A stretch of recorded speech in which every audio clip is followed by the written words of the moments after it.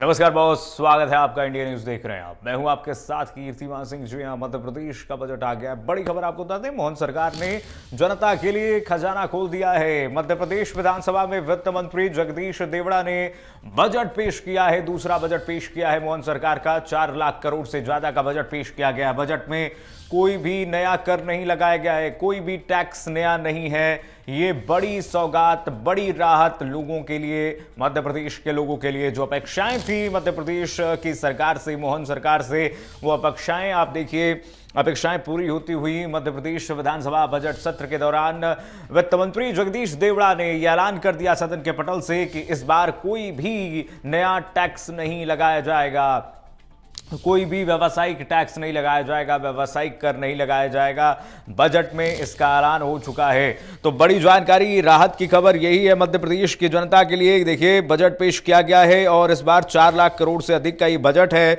जिसमें समावेशी बजट और सबके लिए कुछ ना कुछ पिटारे में जरूर है और सबका ऐलान हो चुका है। वित्त मंत्री ने सदन के पटल से यह ऐलान कर दिया है। बजट में कोई नया टैक्स नहीं है। इस दौरान ये बजट जो है, बता दें आपको कि ज्ञान पर आधारित है। गरीब, युवा, नारी, अन्नदाता, इन सब पे फोकस किया गया है। किसानों पर भी फोकस किया गया है, अन्नदाता पर फोकस किया गया है।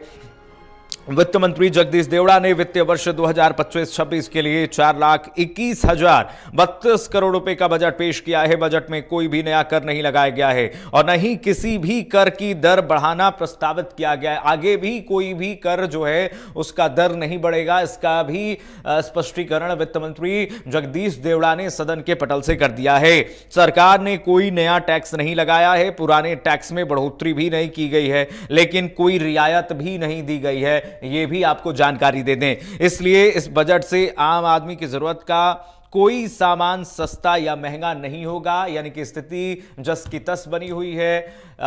कोई भी सामान न महंगा हुआ है न सस्ता हुआ है, स्थिति बीच में है। मध्य तरीके से मध्यम मार्ग अपनाती हुई बजट मोहन सरकार ने इस बजट का ऐलान किया है। हालांकि बजट में 15% का इजाफा किया गया है और नए नए विभागों के लिए तमाम बजट एलोकेट किया गया है। 39 नए औद्योगिक क्षेत्र विकसित किए जाएंगे। एक जिला एक उत्पाद पर जोर रहेगा, जैसा कि हम आपको दिखा रहे हैं फ्लैश करके। जनजातीय वर्ग के छात्रों पर फोकस रहेगा। जगदीश देवड़ा ने सदन के पटल से क्या कहा, यह भी हम आपको बजट ब्रेकिंग में दिखा रहे हैं। सीएम राइज स्कूल पर भी फोकस रहेगा। जनजातीय वर्ग के 50 छात्रों को विदेश भेजा जाएगा सरकार की तरफ से।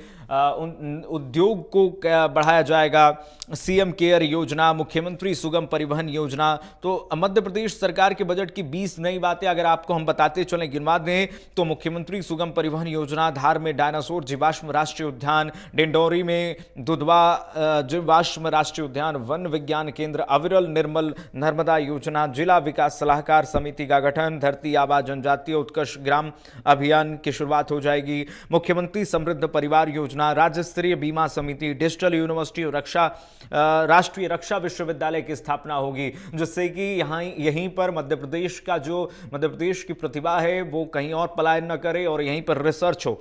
सीएम युवा शक्ति योजना की शुरुआत, मुख्यमंत्री मछुआ समृद्धि योजना, स्वास्थ्य और आंगनबाड़ी सेवाओं के लिए जो एकीकृत है अधोसंरचना योजना, इनको एक किया जाएगा। निजी निवेश से संपत्ति का निर्माण को बढ़ावा देने की कवायद सरकार करेगी। सोशल इंपैक्ट बॉन्ड जारी होंगे। मुख्यमंत्री मजरा टोला सड़क योजना लागू हो जाएगा। क्षतिग्रस्त पुलों का निर्माण किया जाएगा आने वाले समय में। मुख्यमंत्री वृंदावन ग्राम योजना, इसमें 100 से अधिक गांव जो हैं बनाए जाएंगे। बजट में ये 15% का इजाफा ये दर्शाता है कि सरकार की मंशा ये है कि मध्य प्रदेश में ज्यादा से ज्यादा इन्वेस्ट लाएं और लोगों की पावर परचेसिंग जो कैपेसिटी है, परचेसिंग कैपेसिटी है, उसको बढ़ावा दिया जाए। लेकिन स्थिति वही है कि देखिए, ना कोई सामान सस्ता हुआ है, ना कोई सामान महंगा हुआ है। नए टैक्स नहीं लगाए गए हैं, लेकिन नए जो पुराने टैक्स हैं उसमें राहत भी नहीं है कोई, उसके कर में बढ़ोतरी नहीं हुई है। अगर विशेष वर्गों के लिए जो ज्ञान पर आधारित, आप कहिए कि जो ये पूरा बजट जिस पर आधारित है ज्ञान पर, उसमें अन्नदाता यानी कि किसानों के लिए क्या कुछ है वो अगर हम आपको बता दें, तो किसानों को धान पर प्रोत्साहन राशि के रूप में 850 करोड़ का प्रावधान का ऐलान सदन से वित्त मंत्री जगदीश देवड़ा ने कर दिया, स्पष्ट कर दिया है। उसमें फसल बीमा योजना के लिए 2000 करोड़ का प्रावधान किया गया है किसानों के लिए। सीएम किसान कल्याण योजना में 5220 करोड़ का प्रावधान किया गया है।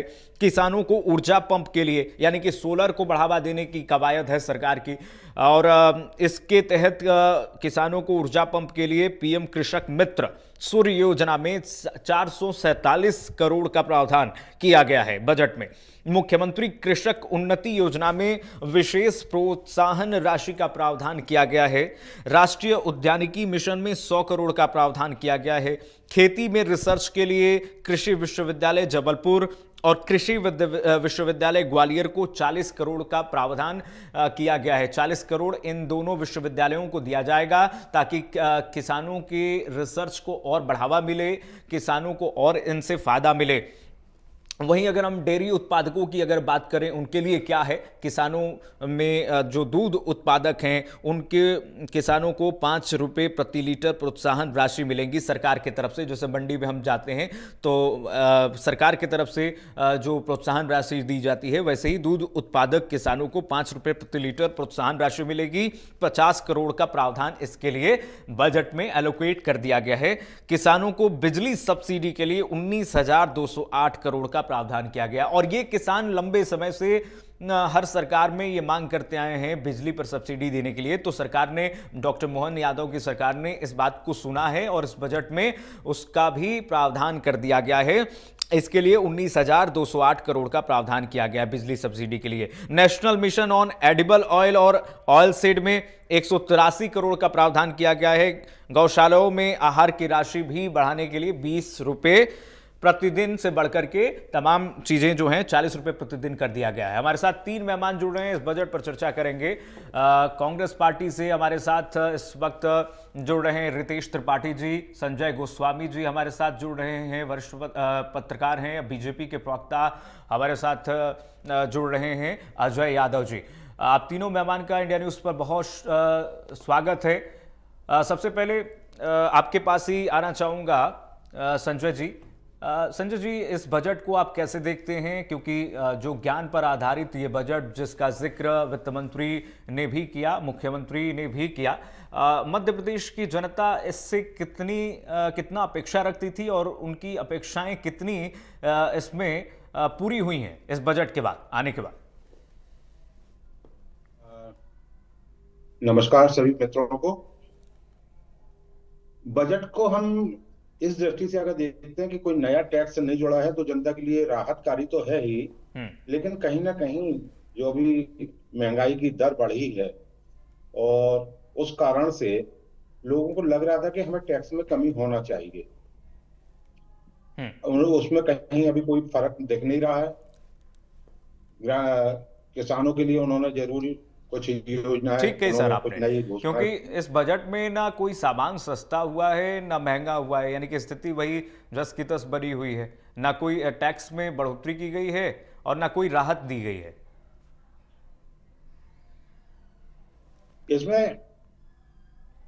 इसमें जो अभी बाजार की स्थिति है, बाजार की स्थिति में कल मेरी व्यापारियों से चर्चा हो रही थी, वो बड़े मध्य के दौर से गुजर रहे, ऐसा उनका कहना था। और अगर ऐसे हालात बने रहे, मध्य प्रदेश सरकार को कहीं ना कहीं इसमें राहत देने की उम्मीद व्यापारी वर्ग भी चाह रहा था। आम लोग तो चाहते ही हैं, हमेशा चाहते, हर बजट में चाहते हैं। इस बार भी उनकी इच्छा वही थी, उनकी जो अपेक्षाएं थी वो उसी प्रकार की थी, लेकिन आज कुछ खास दिखा नहीं है। फिर भी इसको हम बहुत अच्छा बजट इसलिए भी कह सकते हैं कि ग्रामीण क्षेत्र के विकास के लिए कुछ अच्छे प्रावधान किए गए हैं। सामाजिक सुरक्षा पेंशन के लिए जो 4,066 करोड़ रुपए की राशि उन्होंने रखी है, उसको भी फिलहाल तो पर्याप्त माना जा सकता है। एक लाडली बहना योजना जो है, इसको अटल पेंशन योजना से जोड़ने की बात भी देवड़ा जी ने आज बजट में कही है। तो इसको लगता है कि कांग्रेस इसको भुनाएगी। वो इस दृष्टि से कि बीच में अभी ये बात आई थी कि लाडली बहना योजना को बंद करने की, जो योजना को बंद करने का प्रयास हो रहा है, ऐसा आरोप कांग्रेस का था। और वो कहीं ना कहीं ऐसा लग रहा है कि मध्य प्रदेश सरकार इसको केंद्र के पाले में डालकर खुद पीछे हो जाएगी। और ऐसा करना उसका लाजमी भी है, क्योंकि जो वर्तमान में कर्जे में डूबी हुई सरकार है, पिछले दिनों पे 4-4.5 हजार करोड़ का कर्ज लिया, इससे कहीं ना कहीं सरकार को भी परेशानी तो हो ही रही है। तो उसको उससे बचने का एक रास्ता ये ठीक है कहा जा रहा है, कांग्रेस के जो लोग हैं उनका मानना है। ठीक है, हमारे साथ राजनीतिक मेहमान भी जुड़े हुए हैं, अजय यादव जी के पास पहले चल लेते हैं। अजय जी, आपकी सरकार ने बजट लाई है, बीजेपी सरकार ने, डॉक्टर मोहन यादव की सरकार ने, क्या आपको लगता है कि ज्ञान थीम का जो डंका बजाया जा रहा था उस पर खरी उतरी है सरकार इस बजट के अनुसार? बजट को जब पेश किया गया है, सबको सर्वसमावेशी बजट लगता है आपको?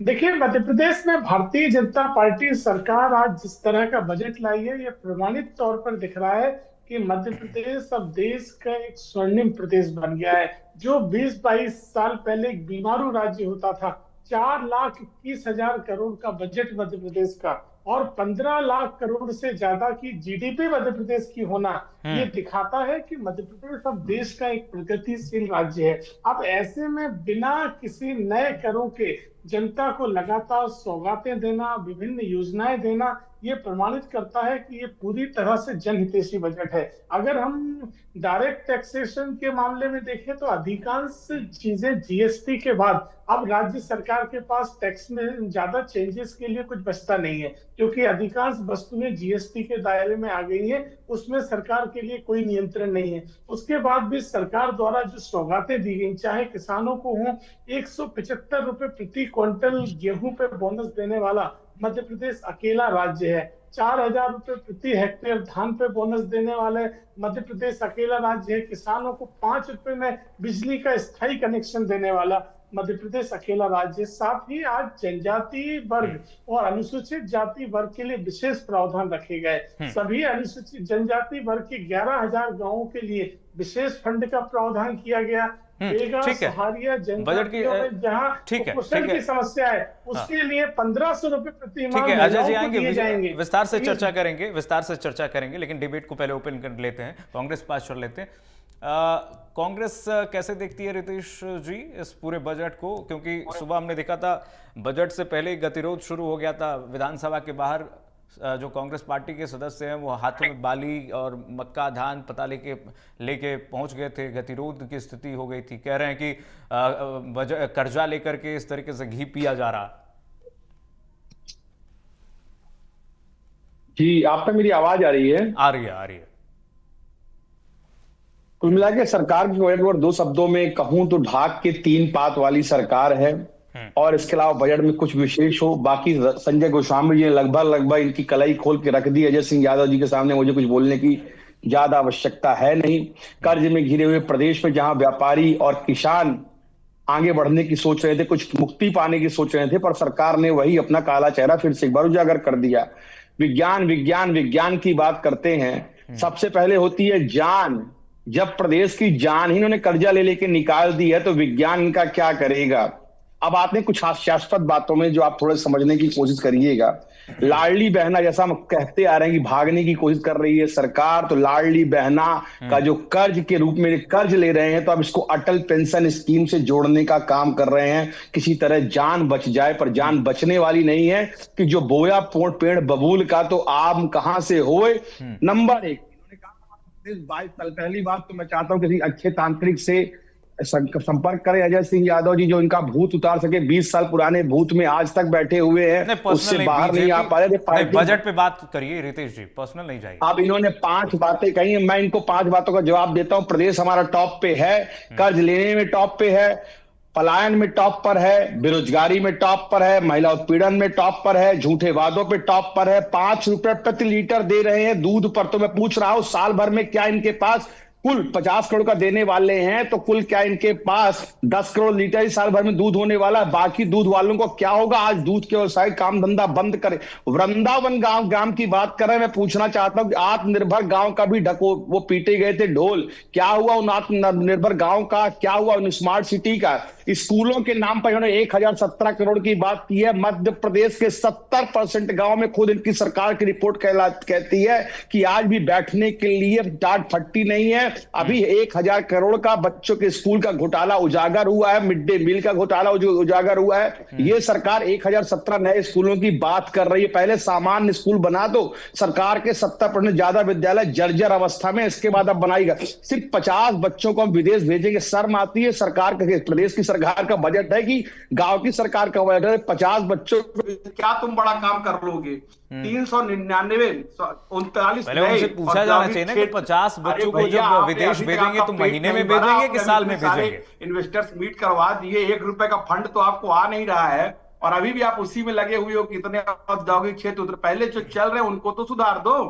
आगे बढ़ते हैं। 20 करोड़ की प्रतियोगी परीक्षाओं में मध्य प्रदेश में 2019 तक का रिजल्ट आज भी रुका हुआ है, 22 का रिजल्ट रुका हुआ है। एमपीपीएससी के सारे रिजल्ट रुक जाते हैं, जो भी बच्चे परीक्षा देते हैं रिजल्ट रुक जाता है। आप किस मुंह से बोलते हो कि प्रतियोगी परीक्षाओं में किसान प्रोत्साहन राशि, जितना तो आपने किसान को ठगा है उतना तो दुश्मन भी वाघात नहीं लगाता है। किसानों को 2700 धान में गेहूं में दिया, नहीं दिया।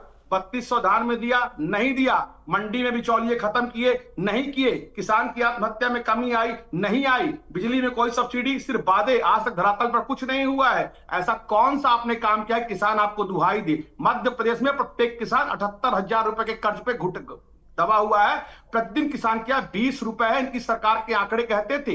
2022 में शिवराज सिंह चौहान ने खुले मन से कहा था कि हमने मध्य प्रदेश में किसान की आय दोगुनी कर दी, और सेंट्रल एजेंसी कहती कि मध्य प्रदेश में किसान 20 रुपए प्रतिदिन भी नहीं कमाता, 76,000 रुपए के कर्ज में है। अपनी सरकार और आत्म मंथन की, आत्मावलोकन की। अजय सिंह यादव, आपको और आपकी पार्टी को बहुत नितांत आवश्यकता है। कांग्रेस जो आपको असलियत दिखाएगी तो आपको कांग्रेस तो दुश्मन नजर आती है। तो मैं आपसे हाथ जोड़कर अनुरोध करता हूं कि खोखले वादों पर झांकिए, अपने आत्मचरित्र पर झांकिए और मध्य प्रदेश का भला करिए। महाराज, खोखले वादे बता रहे हैं कांग्रेस, खोखली वादी बता रही है और कह रहे हैं कि सर्वसमावेशी कहाँ है, किसी के लिए भी कुछ नहीं मिला है, पिटारा खाली है इस बार भी। अजय जी, देखिए, मध्य प्रदेश में कांग्रेस पार्टी एक नकारा और निकम्मे विपक्ष की भूमिका निभाती है और उसी भूमिका पे लगातार जारी है। इसलिए कांग्रेस पार्टी का तो भगवान भी भला नहीं कर सकता है, लेकिन प्रदेश की जनता जानती है कि भारतीय जनता पार्टी ने लगातार अपने वादे भी पूरे किए हैं। इसीलिए जनता का लगातार आशीर्वाद भारतीय जनता पार्टी को मिल रहा है। मध्य प्रदेश में मैं एक चीज उल्लेख करना चाहूंगा, बजट पूर्व हमारी सरकार द्वारा सभी आम जनों से, राजनीतिक संगठन सभी से सुझाव मांगे गए थे बजट के लिए, जिसमें लगभग 2000 से ज्यादा सुझाव प्रदेश के व्यापारी, नौजवान, महिलाओं सभी ने दिए। लेकिन कांग्रेस पार्टी जो एक नकारा विपक्ष है, उन्होंने बजट के लिए कहीं कोई सुझाव नहीं दिया, कहीं किसी तरह का योगदान नहीं दिया कि बजट में क्या प्रावधान हो, क्या अच्छा हो सकता है, क्योंकि कांग्रेस पार्टी केवल राजनीति करना चाहती है। जब जीआईएस में मध्य प्रदेश में बड़े पैमाने पर इन्वेस्टमेंट हुए, 30 लाख करोड़ से ज्यादा के निवेश प्रावधान मध्य प्रदेश के लिए आए हैं, तो उस समय कांग्रेस पार्टी जीआईएस के नाम पर भ्रम फैलाती रही, झूठ फैलाती रही, लगातार प्रदेश को बदनाम करती रही। और अब जो जीआईएस में हमारे रोकूंगा आपको, तरह के थोड़ा इंटरप्ट करूंगा आपको। मुख्यमंत्री डॉक्टर मोहन यादव क्या कुछ कह रहे हैं इस समय सुना देते हैं, उसके बाद अजय जी आपके पास आऊंगा।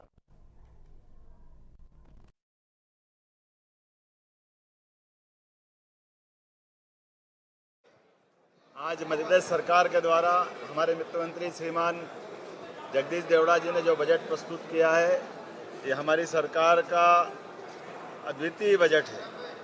खास करके जिसके माध्यम से हमने सभी वर्गों की बेहतरी के लिए प्रयास किया है, और जो 2047 की हमारी यशस्वी प्रधानमंत्री के माध्यम से $2 ट्रिलियन की जो इकोनॉमी है, अर्थात 250 लाख करोड़ का बजट का जो रोड मैप तैयार किया गया है, उसी सिलसिले में अपने बजट को 5 साल में 2 गुना करने का संकल्प लेकर हम धीरे धीरे आगे बढ़ रहे हैं। मुझे इस बात की प्रसन्नता है, इस दस्तावेज में केवल आंकड़े नहीं है, ये ठोस निर्धारित लक्ष्य है जिसके आधार पर व्यवस्थित प्लानिंग की गई है। गरीब, महिला, किसान, युवा सभी वर्गों की बेहतरी के साथ साथ ये बजट गांव, गरीब और खास करके व्यवस्थित प्लानिंग के भरोसे से मध्य प्रदेश विकास के मामले में एक नई, केवल सड़क पे चलने की स्थिति नहीं, हवाई उड़ान की तरफ आगे बढ़ेगा।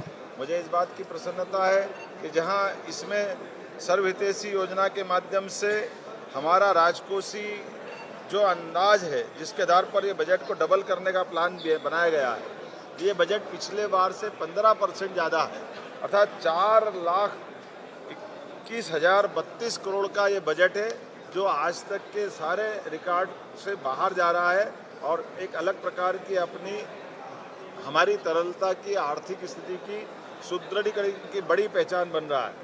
मैं मान के चलता हूँ इस बजट के माध्यम से जो हमारा 2025-26 का बजट है, 2025-26 के बजट में 24-25 के बजट की तुलना में जो राजस्व में वृद्धि हुई है वो 7% हुई है और 2025-26 की तुलना में 2024-25 की अनुमान से पूंजीगत व्यय में ये खास बात गौर करने लायक है, इसमें 31% वृद्धि का अनुमान रखा है।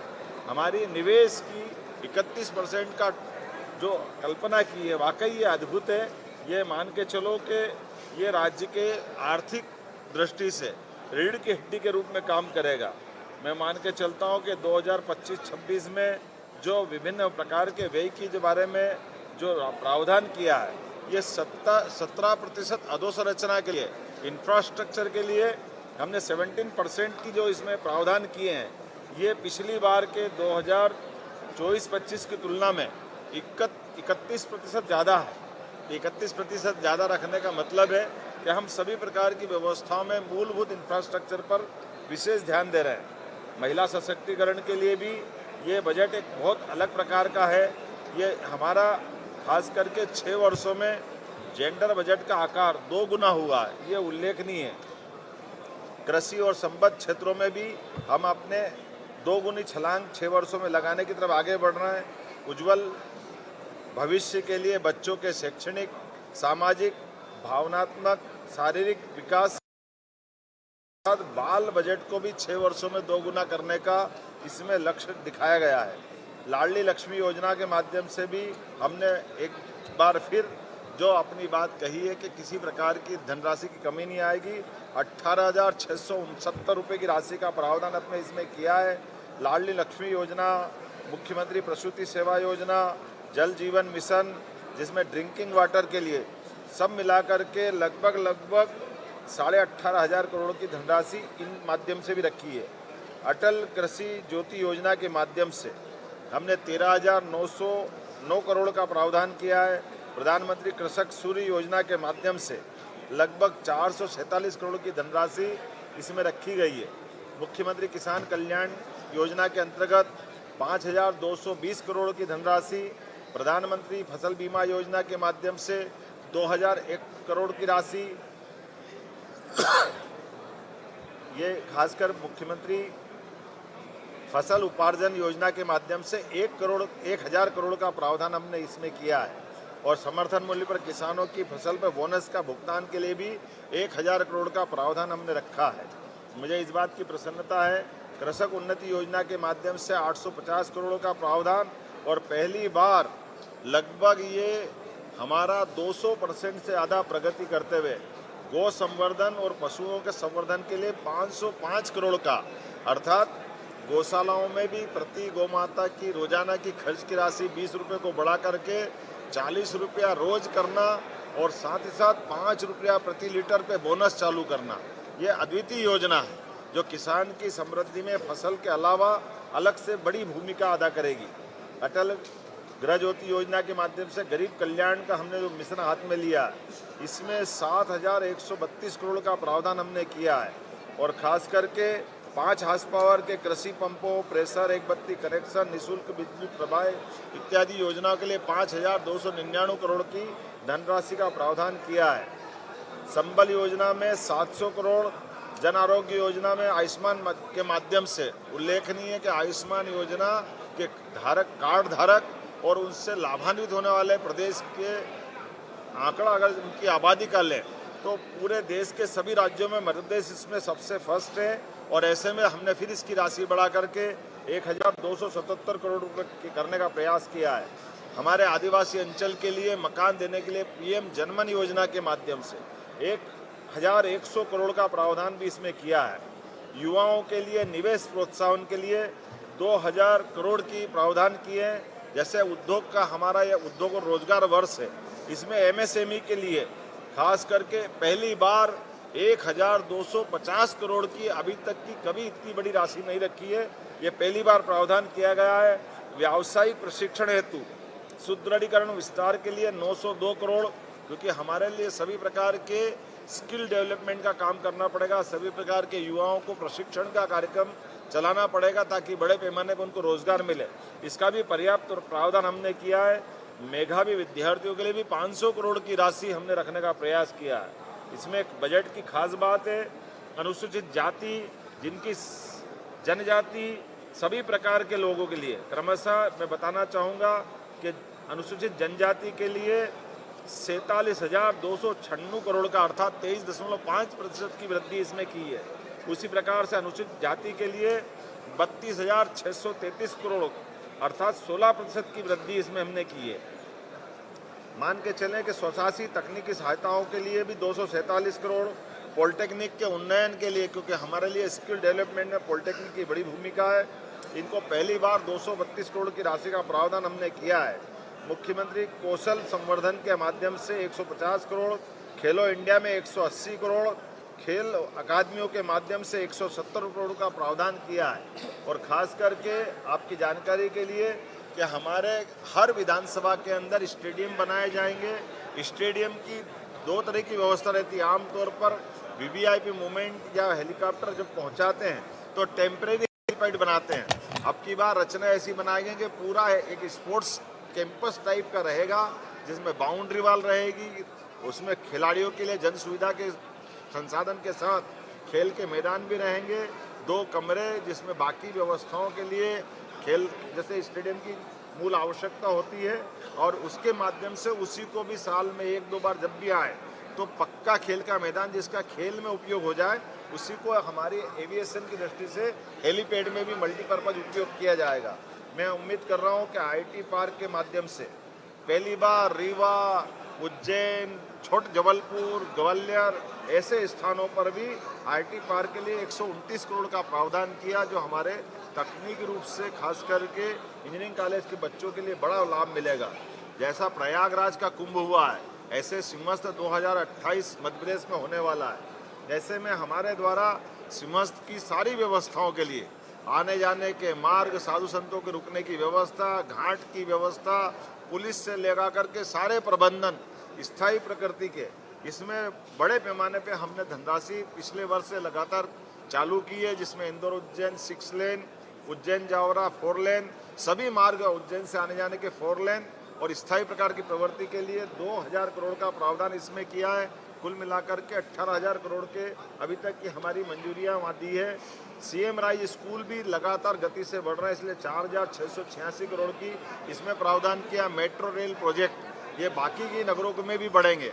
अभी इंदौर और भोपाल में, आगे जाकर इंदौर और उज्जैन में, जबलपुर, ग्वालियर अलग अलग शहरों में बढ़ाने के लिए मेट्रोपॉलिटन सिटी में भी हम काम कर रहे हैं, जिसके माध्यम से अभी पहले चरण में इंदौर और भोपाल, इंदौर के आसपास इंदौर, उज्जैन, देवास, शाजापुर का मक्सी और धार का पीथमपुर, इस इलाकों मिलाकर इंदौर मेट्रोपॉलिटन सिटी।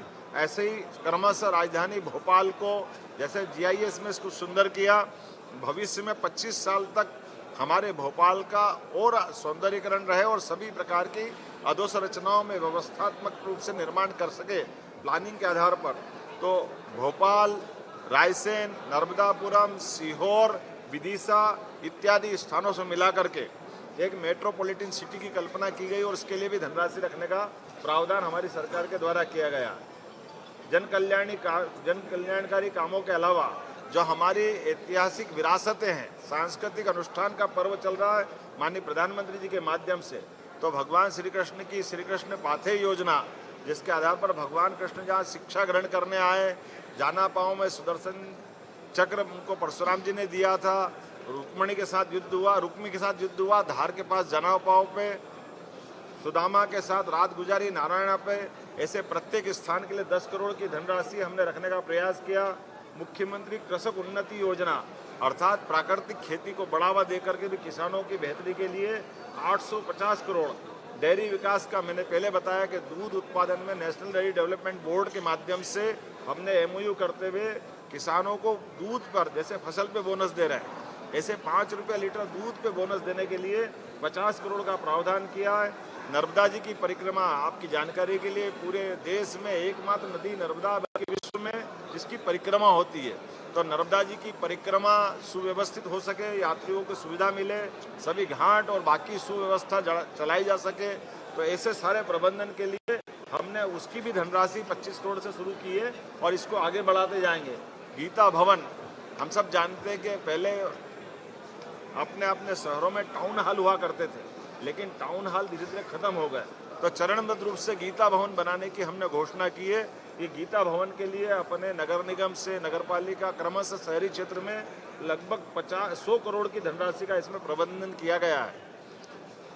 गोपालन के लिए जिसके घर में गाय उसको गोपाल, जिसके घर में गाय का कुल वो गोकुल, तो ऐसे गोकुल से वृंदावन गांव की कल्पना की गई है हमारे लिए। ऐसे मुख्यमंत्री वृंदावन गांव योजना के लिए भी 100 करोड़ की धनराशि इसमें रखी गई है। सीएम युवा शक्ति योजना, जैसे मैंने कहा कि युवाओं के लिए हम विशेष प्रयास कर रहे हैं, इसमें 25 करोड़ का अलग से प्रावधान किया। देवी अहिल्या की ये 300वीं जयंती है, ऐसे में देवी अहिल्या के कौशल विकास कार्यक्रमों के लिए भी 25 करोड़ की, न केवल हम सांस्कृतिक कार्यक्रम करेंगे बल्कि ठोस कार्यक्रम करने के लिए 25 करोड़ का प्रावधान किया है। बहनों को, खासकर कामकाजी बहनों को जो बड़े स्थान पर कहीं रोजगार के लिए जाती आती है, उनको रुकने के लिए छात्रावास की व्यवस्था, तो कामकाजी बहनों के छात्रावास के लिए 100 करोड़ की धनराशि हम देने जा रहे हैं। जैसा हमने पहले भी घोषणा की थी कि हम परिवहन सेवा प्रारंभ करने वाले हैं राज्य के लिए, तो परिवहन सेवा के सुगमता के लिए 80 करोड़ का प्रावधान हमने प्रारंभ किया है। इसी वर्ष हम ये गरीब व्यक्ति के लिए या आवागमन के सभी प्रकार के लोगों के लिए ग्रामीण शहरी तक परिवहन की व्यवस्था पुनर्स्थापित करने जा रहे हैं। मुख्यमंत्री समग्र परिवार समृद्ध योजना में 125 करोड़, निजी निवेश से संपत्ति अर्थात प्राइवेट सेक्टर को भी मिलाकर के विकास के मामले में साथ जोड़ेंगे, तो 100 करोड़ का प्रावधान उसमें भी किया है। पहली बार मजरा टोला सड़क के बारे में कई लोगों की डिमांड आती थी, 100 करोड़ का प्रावधान इसमें भी किया गया है। कुल मिलाकर के सभी क्षेत्रों में समान रूप से आगे बढ़ने के लिए सरकार ने पूरा प्लान बनाया है और मुझे इस बात की प्रसन्नता है कि न केवल प्लान बनाया है, जैसे पिछले वर्ष में हमने अपनी सभी योजनाओं को, जो पूर्व संचालित योजना है, किसी में कटौती नहीं की बल्कि राशि बढ़ाने का प्रयास किया है, उसी प्रकार से इस दिशा में हम लगातार आगे बढ़ रहे हैं। मुझे इस बात की प्रसन्नता है कि अकेले एक वर्ष में हमने अपने गेहूं के उत्पादन पर भी, जहां पिछली बार अपने 2400 में गेहूं खरीदा था, इस बार 2600 का खरीदते हुए एक साल के अंदर लगभग 400 रुपये से ज़्यादा का अनुदान अपने द्वारा दे करके 2600 रुपये क्विंटल खरीदने का पूरे देश में मध्य प्रदेश सबसे अग्रगण्य है। मैं उम्मीद करूंगा किसान, महिला, युवा, गरीब सभी वर्गों की बेहतरी के लिए सरकार जो कर सकती जरूर करने का प्रयास करेगी। माननीय प्रधानमंत्री श्रीमान नरेंद्र मोदी जी के नेतृत्व में डबल इंजन की सरकार विकास के इस प्रकार के कीर्तिमान बनेगी। मुझे इस बात की भी प्रसन्नता है, हमारे बजट के अंदर बड़े पैमाने पर यशस्वी प्रधानमंत्री के आशीर्वाद के माध्यम से केन बेतवा नदी जोड़ो अभियान, पार्वती कालीसिंध चंबल नदी जोड़ो अभियान और राज्य के अंदर की नदी कान नदी और हमारी गंभीर नदी को जोड़ने का अभियान, ये बड़े पैमाने पर लगभग 1 लाख करोड़ से ज़्यादा की धनराशि माननीय मोदी जी द्वारा दी गई है। हम इस आधार पर कह सकते हैं कि जो 48 लाख हेक्टेयर का कृषि क्षेत्र का रकबा अभी हमारे पास है, ये सभी योजनाओं के पूरी होते होते 1 लाख करोड़ का हमारा ये कृषि है, 1 लाख करोड़ हेक्टेयर में हम एग्रीकल्चर से सिंचित फसलों की स्थिति में पहुंचेंगे। उम्मीद करूंगा विकास के इस काम में आप सबकी भी मदद मिलेगी, सहयोग मिलेगा। बहुत बहुत धन्यवाद। कि 4,21,000 करोड़ के बजट के बाद भी 1 रुपया हमने कोई टैक्स नहीं लगाया है, ना किसी योजना में कटौती की। बीजेपी के घोषणा पत्र के अनुसार आप कहां तक पहुंचे? हमारे संकल्प पत्र जो चुनाव के पहले हमने कहा था उस पर हम आगे बढ़े। जैसे हमने कहा कि हम 2700 रुपये क्विंटल गेहूं खरीदेंगे 5 साल में, लेकिन 1 साल में हम 2600 लिया है और मैं निश्चित कह सकता हूं अगले साल 2700 से बाहर चले जाएंगे, जबकि दूसरा ही साल होगा। ये हमने 5 साल के लिए कहा था। ऐसे एक एक करके सारी योजना पे हम समान रूप से आगे बढ़ रहे हैं।